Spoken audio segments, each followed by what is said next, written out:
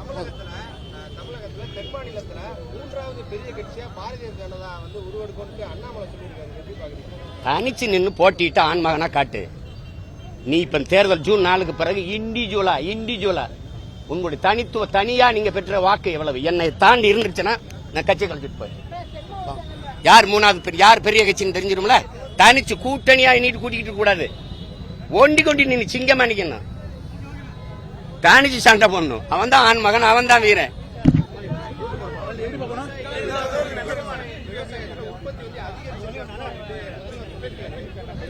ஒருவேளை அவர் பண்ண நிலத்துல இருக்கு விவசாயம் பண்றாருல அவரு.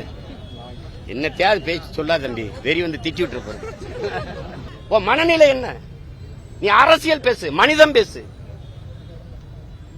சந்திரமனத்துக்கு ராக்கெட் விடுங்கிற, இங்க காத்து இல்ல, இங்க தண்ணி இல்ல, இருக்கிற பூமியை காப்பாத்த துப்பு இல்ல. கோடிக்கணக்கா செலவழிச்சு சந்திராயனுக்கு ராக்கெட் விடுறேன், அங்க விடுறேன். சூரியனை போய் பாக்குறேன். 15 லட்சம் கோடி கிலோமீட்டர் பூமிக்கு சூரியனுக்கு. இங்க இருந்து போய் அது கிட்ட போய் என்ன பார்க்க போறீங்க? சூரியனா திமுக சின்ன ஒண்ணுக்கு பக்கத்துல சூரியன், அதை வேணா பார்த்து போ. என்ன தேவை ஒரு காமெடி பண்ணிட்டு அலைகிறது இவங்க. இதுல இருந்து தெரியுதா இல்லையா? அவங்க பூரா மனநோயாளிகள்.